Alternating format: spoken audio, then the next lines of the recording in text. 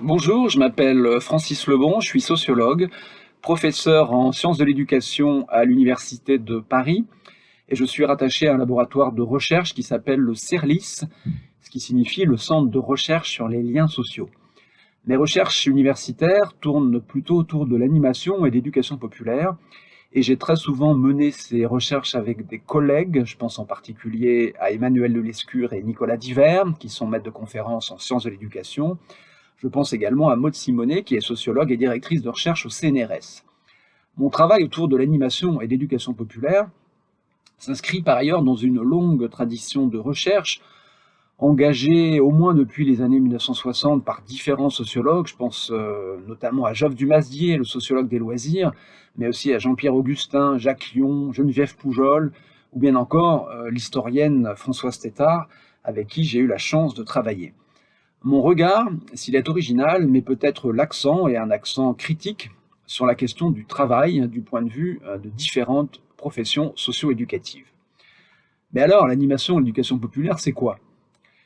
L'éducation populaire, elle correspond en France à un vaste et un vague ensemble de pratiques qui prétendent favoriser l'émancipation par des activités éducatives et culturelles, souvent menées en dehors de l'école. L'animation, elle peut se comprendre comme l'une des formes professionnelles de l'éducation populaire. Elle désigne un projet empreint de citoyenneté et qui va donc au-delà de la simple organisation des loisirs. En résumé, l'animation et l'éducation populaire désigne, au moins potentiellement, un espace d'activité étendu qui va de la surveillance des cantines scolaires à des formes de contestation du monde politique, c'est-à-dire en termes de catégories socioprofessionnelles, des employés, les animatrices, les agents de service des écoles, jusqu'aux professionnels de la politique. Je pense notamment à Pierre Mauroy et André Santini, mais surtout à beaucoup d'élus locaux. La notion d'espace que j'utilise, espace de l'animation et de l'éducation populaire, est plus large que le concept de champ. Cette notion d'espace, elle est utile, je crois, pour désigner cet univers relativement flou, relativement indéfini de l'animation et de l'éducation populaire. Cet espace est d'ailleurs assez insignifiant pour beaucoup de monde. Il est souvent un lieu de passage qui n'a donc pas grand-chose en commun avec les champs dominants et protégés des profanes, les champs étudiés par Pierre Bourdieu, que ce soit le champ religieux, le champ de la haute couture, le champ du patronat, le champ universitaire, celui des grandes écoles, le champ artistique, etc., etc. Le caractère flou, souvent labile donc, de cet univers, cet espace interchamp, qui est parfois même contre-champ, provient notamment du fait, je l'ai dit, qu'il est très largement un lieu de passage pour de nombreux agents qui viennent, assez souvent temporairement, y tester un travail avec les enfants, y gagner une expérience, une formation, un petit salaire, etc., etc. Alors du point de vue académique, ce petit objet de l'animation et de l'éducation populaire revêt un certain nombre de vertus. Il permet de s'interroger sur les frontières du militantisme, celles de l'engagement, sur les frontières de l'éducation et bien sûr sur les frontières de l'école. Autrement dit, cet espace de l'animation et l'éducation populaire est influencé par d'autres microcosmes, d'autres espaces, le champ politique, le monde associatif, l'école, ou bien encore les métiers du travail social. Ce petit objet peut contribuer également à la sociologie des professions, des groupes professionnels, avec notamment les animateurs, qui ont la particularité d'être à cheval sur les classes populaires et les classes moyennes. Enfin, cet objet permet d'interroger les différents partenariats qui traversent l'école et le monde de l'éducation, le monde du travail social également, depuis les années 1980. Alors, personnellement, j'ai développé deux axes de réflexion qui s'entrecroisent. Le premier tourne autour de l'action publique et du cadre institutionnel et politique de l'animation et de l'éducation populaire. Il s'agit en particulier du secteur GEP, le secteur jeunesse et éducation populaire, du monde associatif qui lui est associé et des collectivités locales qui jouent un rôle très important. Ce cadre institutionnel fait la promotion de l'engagement, en particulier de l'engagement des jeunes, à travers un certain nombre de statuts et de formalisations administratives, comme le contrat d'engagement éducatif, le service civique ou bien encore le BAFA. Ce cadre et ces institutions entretiennent un rapport un peu ambivalent et compliqué avec le monde du travail, mais aussi avec l'école et bien sûr le champ politique. Ce cadre institutionnel et politique de l'animation comprend des organisations qui sont relativement bien connues, bien identifiées, comme les centres de loisirs, les colonies de vacances, les centres sociaux, les services enfance et jeunesse des collectivités locales, mais aussi par exemple le scoutisme. On pourrait y adjoindre également tout un monde de la formation et même un petit monde universitaire dont je fais partie. Il faut également mentionner, du côté de ce cadre, depuis une vingtaine d'années, une nouvelle éducation populaire qui se veut à gauche, plus politique, tout en restant à l'écart des partis politiques. Contrairement à l'animation et à l'éducation populaire qu'on pourrait dire ordinaire, qui s'adresse surtout aux enfants et aux jeunes, cette éducation populaire politique s'adresse, elle, surtout aux adultes, par des formations, par des spectacles, notamment ceux de Franck Lepage. Elle touche sans doute certains travailleurs sociaux, des militants, des citoyens, qui trouvent là des ressources pour se politiser, c'est-à-dire pour politiser son travail, sa propre trajectoire et finalement le monde social dans lequel nous vivons. Le deuxième axe de recherche sur lequel j'ai pu travailler relève plutôt de la sociologie des professions, des groupes professionnels, et j'ai donc particulièrement travaillé sur la profession un peu emblématique de cet univers, de cet espace, à savoir celle des animateurs et des animatrices qui travaillent la plupart du temps pour des associations ou des mairies et qui sont relativement mal connus, mal reconnus comparés aux enseignants. Alors pourquoi? On peut dire que du point de vue de la bureaucratie, c'est bien le titre scolaire et le concours qui permettent d'avoir des enseignants socialement définis comme interchangeables sous le rapport d'un certain nombre de critères garantis par l'État. La légitimité pour les enseignants, pourrait-on dire, repose sur un caractère rationnel. Eh bien, ce n'est pas le cas, grosso modo, des autres métiers socio-éducatifs, et on a là sans doute l'une des sources du choc des identités professionnelles, mise en lumière depuis les années 1980 dans de nombreux travaux universitaires, notamment ceux de Dominique Glassman, de Daniel Thym, de Guy Vincent, et également d'Agnès van Zanten. Alors, afin de croiser ces deux axes de recherche, je propose de vous rendre compte d'une recherche en cours qui porte sur la place de l'animation et des activités culturelles et sportives à l'école primaire. Pour la résumer d'abord en 2 mots, on peut dire que jusque dans les années 1990, ce sont des instituteurs qui ont pris en charge une large gamme d'activités culturelles et sportives à l'école. L'avènement de l'animation et des métiers de la culture et du sport à partir des années 60 s'est traduit progressivement par une nouvelle division du travail éducatif. Les activités sportives et culturelles proposées localement par les professionnels municipaux assignent à présent, temporairement en tout cas, aux professeurs des écoles un rôle inhabituel qui trouble la forme scolaire. Ces activités privilégient en effet les apprentissages informels, en particulier par corps. Elles privilégient l'expression de soi, la sociabilité et la découverte de nouvelles pratiques. Elles représentent, du point de vue des professeurs des écoles, une sorte de parenthèse, un moment de respiration par rapport aux routines scolaires. Alors cette recherche porte sur le travail et les professionnels donc de l'éducation qui, à l'école et autour de l'école, prennent en charge ces activités sportives et culturelles des enfants et des élèves. Elle interroge les représentations de la forme scolaire en mettant l'accent sur ces activités, organisation du temps et des lieux d'apprentissage dans et hors les murs, relation des élèves-enfants aux différents professionnels.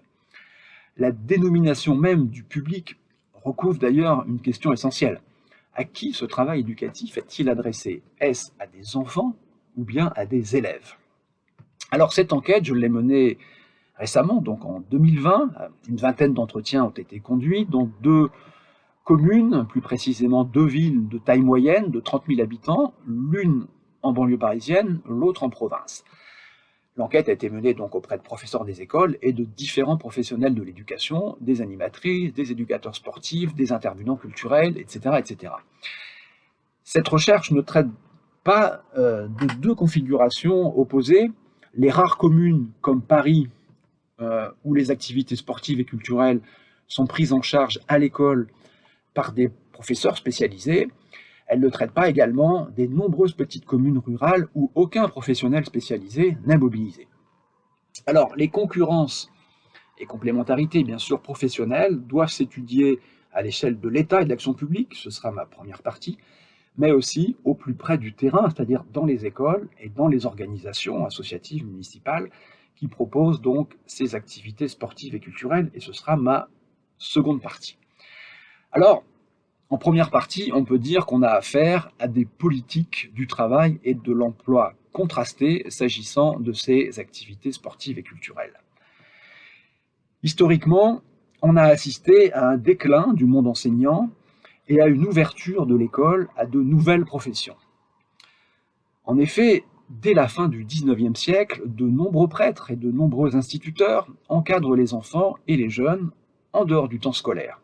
Les instituteurs de la Troisième République, par exemple, éduquent hors de la classe, à travers des promenades instructives, des séances récréatives, des conférences populaires, les fêtes de fin d'année, etc., etc. Autant d'activités donc qui donnent l'occasion aux élèves de s'intéresser aux réalités économiques et sociales de leur époque. Par ailleurs, les instituteurs encadrent bien souvent à cette époque les garderies, les patronages, les colonies de vacances, et certains même adhèrent à la Ligue de l'enseignement afin de promouvoir l'éducation populaire laïque. On voit bien qu'à cette époque, la question sociale englobe d'une certaine façon la question scolaire. Dans les années 1950, la figure de l'instituteur, qui est un homme syndiqué, engagé dans des associations républicaines et laïques d'éducation populaire, s'impose. Environ la moitié des instituteurs, contre une institutrice sur 5, s'engagent alors dans l'éducation populaire, les patronages, les bibliothèques, les coopératives scolaires, les colonies de vacances, etc. Autant d'institutions dans lesquelles ils trouvent un supplément de prestige et parfois un complément de traitement. Jusque dans les années 1960, ces fonctionnaires de l'État sont particulièrement bien insérés dans l'espace rural. Une étude menée en 1965 auprès d'organisations dont l'activité concerne l'école primaire montre que la Ligue de l'enseignement et le Syndicat national des instituteurs, le SNI, dans une moindre mesure la jeunesse au plein air et les pupilles de l'école publique, occupent une place centrale sous le rapport de la participation au fonctionnement de l'éducation nationale. Les postes importants dans ces organisations sont détenus par un petit nombre d'individus. Le cumul des postes est surtout le fait de membres du SNI, le Syndicat national des instituteurs, et de la Ligue de l'enseignement. Or, ces deux associations participent en quelque sorte de l'institution, puisque l'une est un syndicat d'enseignants et que l'autre trouve chez eux ses cadres permanents. Le contexte commence à changer à la fin des années 60. L'éducation nationale se replie sur l'école du fait de la croissance de ses effectifs et de l'unification de ses composantes. Par ailleurs, deux nouveaux ministères sont créés, l'un pour la culture, l'autre pour jeunesse et sport. Alors que le terme d'enseignant s'impose dans ces années 1960, les termes de formateur, d'éducateur, d'animateur ont au contraire servi à identifier des nouvelles activités professionnelles qui voulaient précisément se distinguer de l'exercice de l'enseignement. Les années 1960 se caractérisent ainsi par une certaine ouverture, y compris de l'enseignement secondaire, avec un curriculum moins rigide, une pédagogie plus personnalisée et une plus grande spécialisation des rôles. La division du travail est plus complexe au sein du personnel éducatif et le rôle même de l'enseignant, nous dit Bernstein, s'est fragmenté en une série de rôles spécialisés. Dans les années 1970, les activités culturelles des instituteurs et des institutrices au sein de la classe semblent par ailleurs faire l'objet d'une nouvelle reconnaissance. On peut en particulier mentionner les fameuses activités d'éveil. Par ailleurs, la demande d'éducation précoce des enfants de classe moyenne et supérieure, dont témoigne le recours croissant à l'école maternelle, l'école préélémentaire, favorise un nouveau modèle de pratique sociale. C'est un modèle qui privilégie les références à la psychologie, l'expression personnelle, le développement des potentialités enfantines par le jeu, comme l'ont montré Chamboredon et Prévost dans un article fameux de 1973. Jusque dans les années 1990, l'encadrement des temps périscolaires et extrascolaires va rester cependant un espace d'intervention possible pour des instituteurs et les associations de jeunesse et d'éducation populaire. Mais progressivement, le mode de vie des instituteurs et des institutrices s'est dissocié de leur profession du fait des reconfigurations d'un monde enseignant en expansion. Diversification des modes d'accès au corps professionnel par la suppléance, le remplacement, féminisation et embourgeoisement du recrutement social des instituteurs, nouvelle conception du métier, disparition des écoles normales, création du statut de professeur des écoles en 1990. Alors que l'éducation devient d'ailleurs officiellement l'affaire de tous, de toute la communauté éducative, c'est-à-dire des élèves, des parents et de tous ceux qui participent à la formation des élèves, c'est la loi de 1989. L'espace des activités périscolaires et de l'éducation populaire est ainsi progressivement tombé du côté de l'animation et du côté de l'enseignement artistique et sportif. Ce mouvement, qui participe donc de l'invention de nouvelles professions socio-éducatives en dehors de l'éducation nationale, s'inscrit également dans un processus assez hétérogène en fait de territorialisation des politiques éducatives. On pense bien sûr aux zones d'éducation prioritaire, mais aussi au rythme scolaire.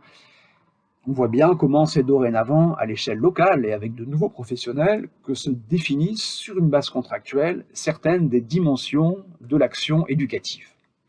Alors parmi les personnels non enseignants, certains sont plutôt généralistes, comme les animateurs que j'ai déjà mentionnés, quand d'autres sont plutôt des spécialistes dans les arts ou les sports, que ce soit les éducateurs sportifs ou bien les professeurs de musique. On trouve également des professionnels spécialisés dans le traitement de l'échec scolaire, dont je ne parlerai pas ici.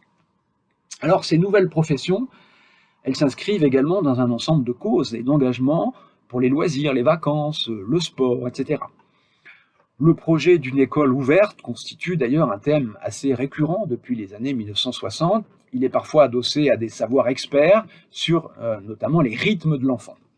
Alors l'aménagement des horaires, des rythmes, est un moyen en fait pour inclure dans le temps de l'école des activités périscolaires, elles-mêmes conçues, même quand il s'agit de sport, comme des activités de culture.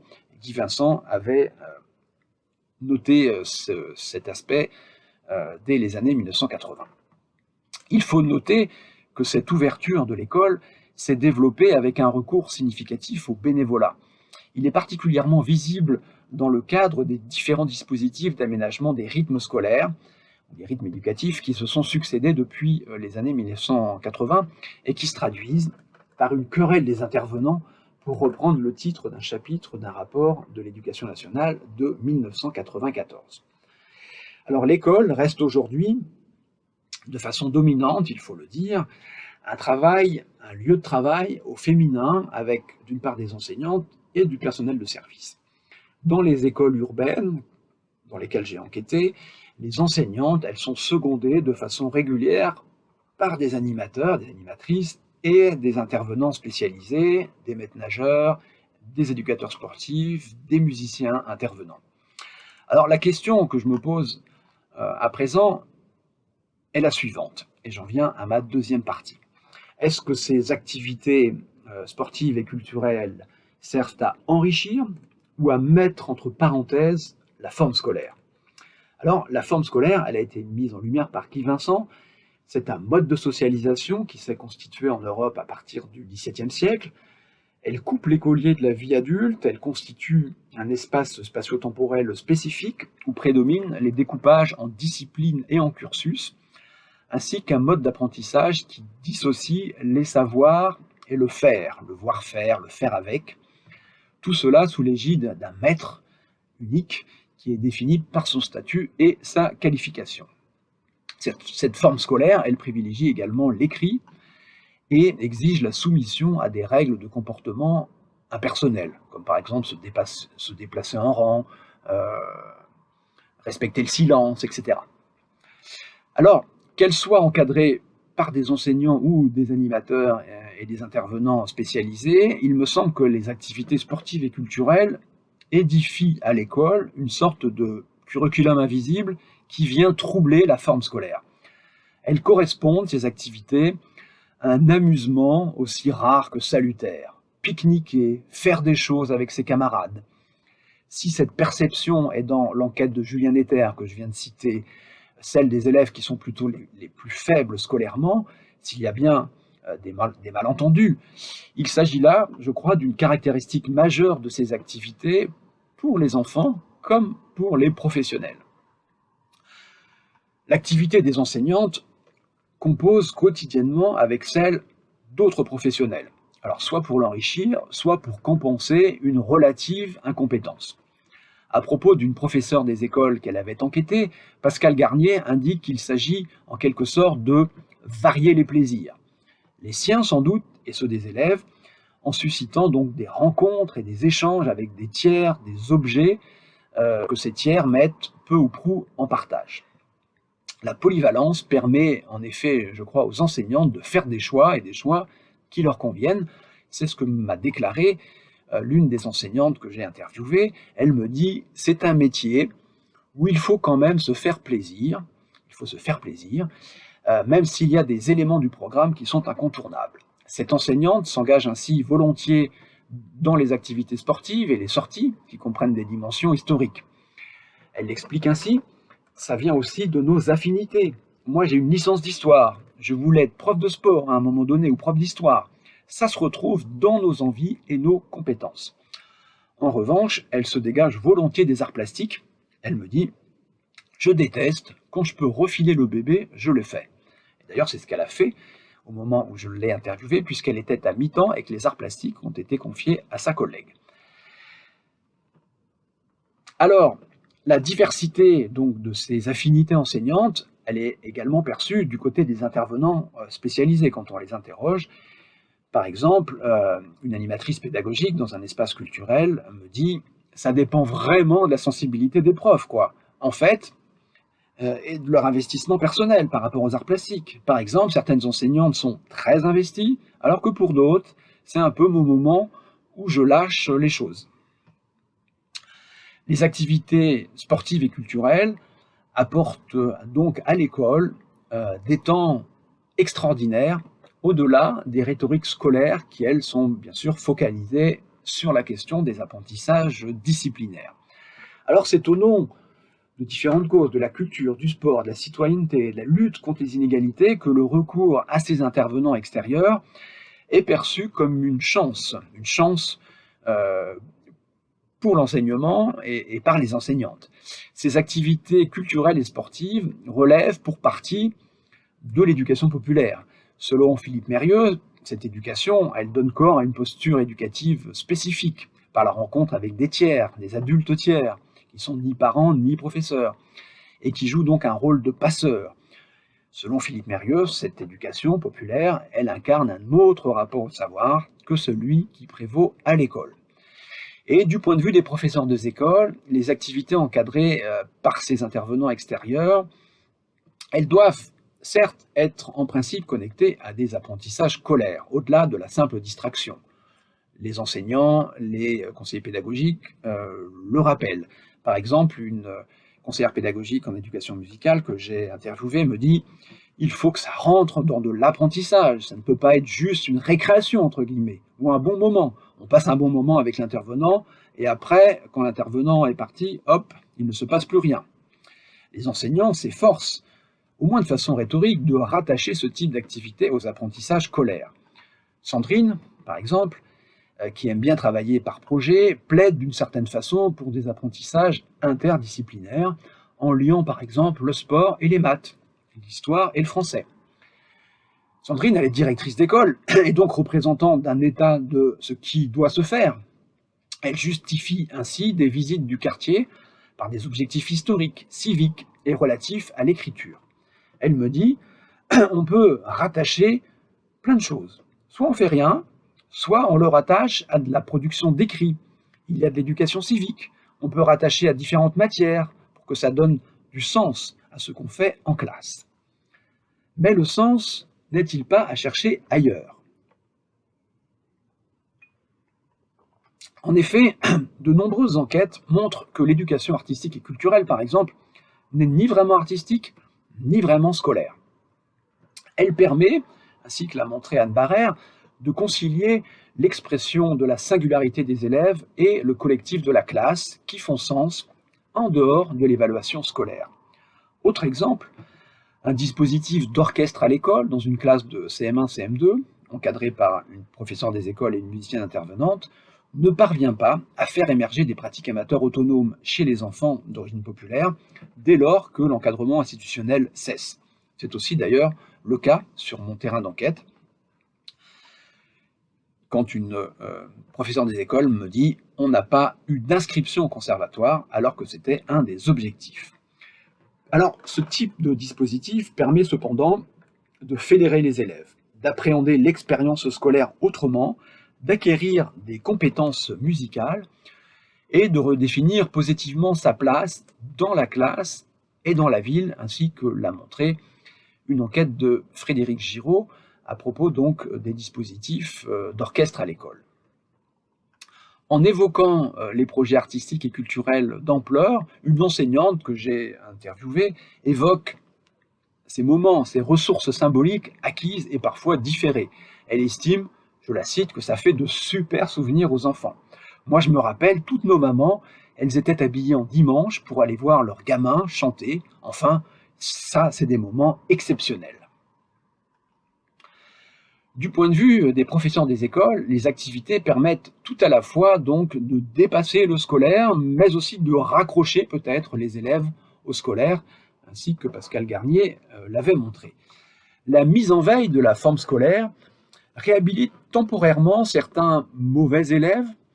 Les activités sportives et culturelles donnent en effet l'occasion aux enseignantes de voir les élèves dans un cadre et sous un angle qui ne relève pas strictement des disciplines scolaires. Elle donnerait une nouvelle chance à des élèves peu performants dans le scolaire. Lors des classes transplantées, me dit une enseignante, on apprend autre chose autrement, avec un nouveau point de vue sur les élèves enfants. Certains élèves pénibles posent des questions pertinentes, deviennent serviables, comme par exemple le fait de remplir les brodos spontanément à la cantine. À l'inverse, des élèves gentils se retrouvent ultra capricieux. C'est très surprenant à chaque fois.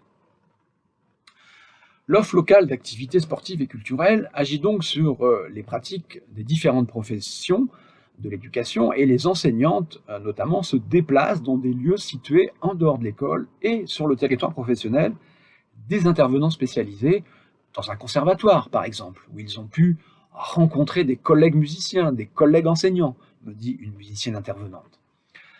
Pendant le temps d'une activité encadrée par un intervenant extérieur, le professeur des écoles n'est d'ailleurs plus tout à fait enseignant, mais plutôt un accompagnateur.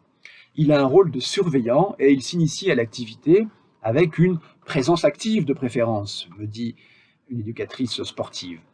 L'enseignant est ainsi momentanément perçu autrement. Une musicienne intervenante me dit, à la limite, le maître ou la maîtresse fait partie des élèves. Il est là aussi, au même titre que les autres, il a aussi des devoirs à la fin de la séance. Les interventions donnent l'occasion d'une redéfinition donc des professionnalités enseignantes, d'un renouvellement du regard sur la classe en termes d'autorité pédagogique par exemple. Alors que les professeurs des écoles se concentrent sur le français et les mathématiques, d'autres matières s'ouvrent à des modalités éducatives qui sortent du commun. Les activités sportives et culturelles, les loisirs, qui se poursuivent pendant les activités périscolaires, contredisent, pour partie en tout cas, les caractéristiques de la forme scolaire. Un espace clos et standardisé, un temps réglé par la succession d'activités programmées, la relation pédagogique entre un maître et ses élèves, une relation spécifique au savoir avec des exercices et des leçons graduées et réglées. Alors, le modèle scolaire, bien sûr, reste la référence, comme l'ont montré un certain nombre de travaux, ceux de Jean Housset, ceux de Dominique Glassman. Cependant, les activités de vacances et de loisirs se veulent éducatives autrement, de façon plus physique, plus pratique, plus morale. Il s'agit notamment, lors de ces activités, d'incorporer et de valoriser de nouvelles compétences. À l'école, les disciplines, qu'on dit parfois périphériques, sont bien souvent celles qui mobilisent le corps des enfants élèves.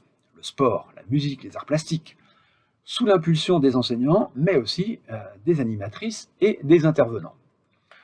De nombreux projets prennent une tournure très expressive, artistique, participative, symbolique, qui instaure une certaine unité dans l'école. Voici ce que me dit une enseignante à propos d'un projet. On a eu la chance l'année dernière de bénéficier d'un projet en lien avec la mairie, de refaire le préau et d'y associer un artiste qui travaille déjà sur la ville. Lui, c'est un artiste. Il est venu, il a expliqué son travail à toutes les classes, il a recueilli les idées des enfants en fonction du thème que nous avions choisi en équipe éducative. À partir de là, il leur a montré, parce que lui, il travaille avec des pochoirs, c'est un graffeur, il leur a montré comment on fait des pochoirs. Ils les ont découpés, Lui, il a fait de grands animaux sur les murs et les petits détails, etc., qui étaient à leur niveau. Ce sont les enfants. Chaque enfant est passé sur 2 créneaux pour pouvoir faire ses dessins.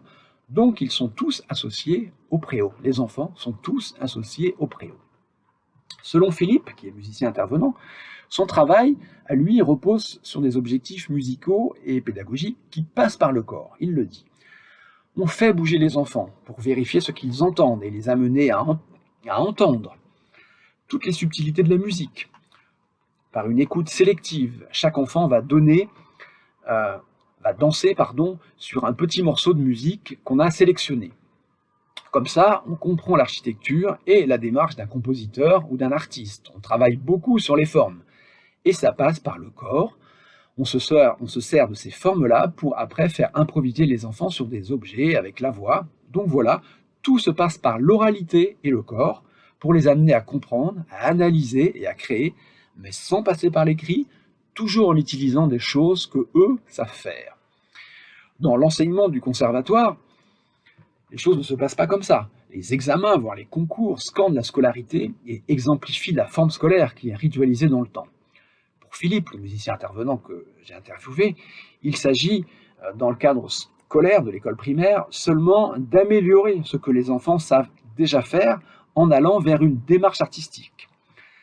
On passe ainsi du bruit à la musique quand la production sonore de l'enfant participe d'une intention et d'une écoute.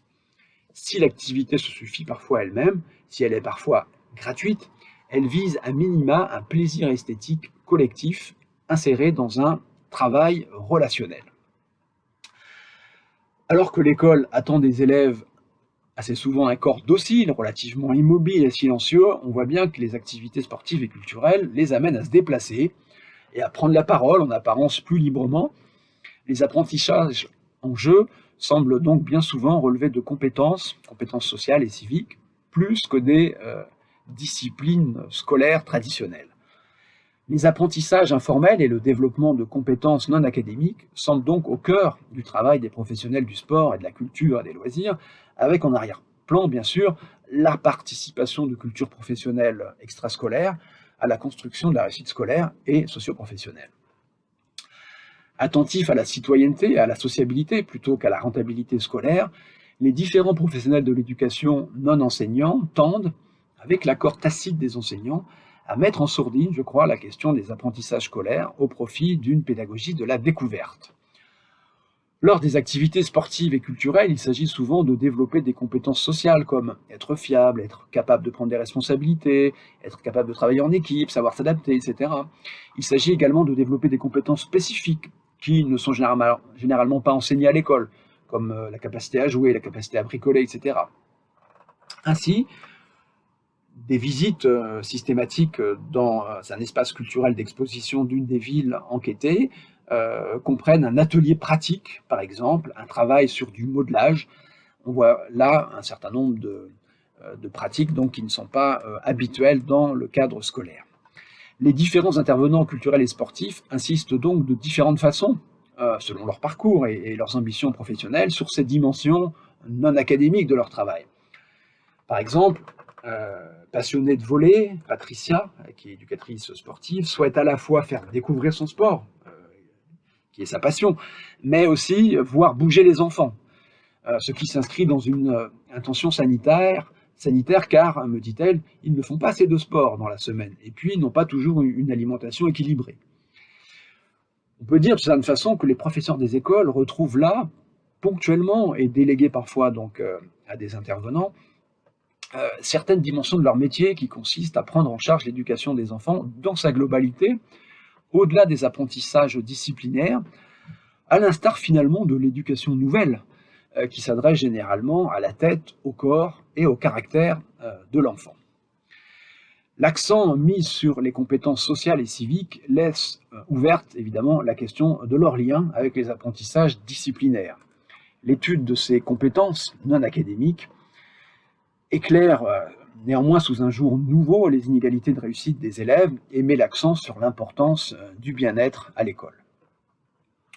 Une sortie à laquelle j'ai pu assister, organisée au château de Fontainebleau, me semble largement mettre entre parenthèses cette forme scolaire, ce que tous semblent apprécier.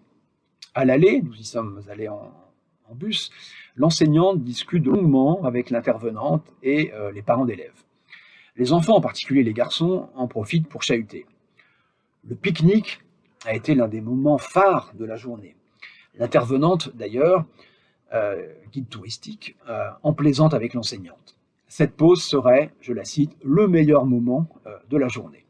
Elle donne d'ailleurs l'exemple d'une visite où elle arrive à 9 h dans une école en demandant aux enfants « Savez-vous qu'est-ce qui se passe aujourd'hui ?» Et les enfants répondent avec enthousiasme « Oui, un pique-nique !» Très rapidement, d'ailleurs, en cours de pique-nique, quelques enfants donnent des chips aux mouettes et aux pigeons. Il s'ensuit une certaine excitation où les garçons principalement courent après les oiseaux. Alors, en évoquant en entretien une autre visite, dans le cadre cette fois-ci des journées du patrimoine, l'enseignante relève ce plaisir des enfants de rompre avec la routine scolaire, y compris dans ces aspects non strictement scolaires comme la cantine. Maîtresse, faites-nous encore des pique-niques, qu'on rate la cantine. Avant de repartir vers l'école, lors de cette visite au château de Fontainebleau, quelques enfants, rejoints par toute la classe, prennent l'initiative de monter sur l'escalier monumental du château, qui est en forme de fer à cheval. La maîtresse laisse faire, puis les prend en photo, les enfants, avant de les rejoindre et d'être prise elle-même en photo avec le groupe par la mère de l'élève accompagnatrice. Ce type de pratique est bien sûr inhabituel à l'école et se rapproche plutôt d'une situation familiale ou amicale. Au retour, la maîtresse, l'intervenante et la maman accompagnante s'assoient devant dans le car et je suis moi seul au fond avec les garçons. C'est un retour très bruyant qui semble d'ailleurs exaspérer le chauffeur du car. Et en partant, j'échange quelques mots avec la maîtresse qui me dit « Ah, il leur a manqué une récréation », à moins que toute cette journée n'ait été très largement une forme de récréation. Pour conclure, je dirais que jusque dans les années 1990, les instituteurs ont pris en charge une large gamme d'activités autour de l'école, car les conditions d'exercice du métier les invitaient à assurer l'encadrement culturel et sportif des enfants en dehors de la classe, parfois d'ailleurs dans une tonalité militante. Mais être professeur des écoles est de plus en plus devenu un métier, faire la classe, et de moins en moins un sacerdoce, même si les relations entre enseignement et animation n'ont pas totalement disparu. Reste que la figure historique de l'instituteur, un homme syndiqué et engagé, parfois mis à disposition dans des associations d'éducation populaire, a complètement disparu. Le ministère de l'Éducation nationale a d'ailleurs décidé en 2008 de mettre fin au système des mises à disposition. Il ne reste plus que quelques enseignants détachés, rémunérés directement par les associations. L'avènement de l'animation et des métiers de la culture et du sport se traduit donc par une nouvelle division du travail éducatif. Et quand l'apport d'intervenants spécialisés est voulu, reconnu par les enseignantes et installé de longue date, un travail de collaboration est possible, en particulier pour les activités sportives et artistiques conduites par des pros reconnus comme tels. Ces activités sportives et culturelles proposées clé en main, comme une offre municipale, assignent aux professeurs des écoles temporairement un rôle inhabituel et, pour reprendre les termes de Philippe Mérieux, elles permettent de rencontrer des adultes tiers et un autre rapport au savoir. Elles privilégient les apprentissages informels, l'expression de soi, la sociabilité et la découverte de nouvelles pratiques. C'est vraiment un très bon moment pour les enfants comme pour nous, me disait une professeure des écoles. Est-ce alors une forme dégradée, c'est-à-dire en deçà de la forme scolaire qui reproduit les inégalités face à l'école, ou bien est-ce autre chose, au-delà, c'est-à-dire des loisirs qui suspendent pour partie les enjeux strictement scolaires. Des moments donc où il faudrait apprendre par corps. En tout cas, si l'école domine notre mode de socialisation, une partie du travail des professionnels de l'éducation semble échapper aux disciplines scolaires, ce qui montre que le rôle de l'école, bien sûr, ne se réduit pas à l'instruction. L'éducation et la culture ne peuvent pas toujours être rabattues sur l'apprentissage des disciplines scolaires. Mais dans quelle mesure la construction de sujets conscients et autonomes peut-elle en faire l'économie ?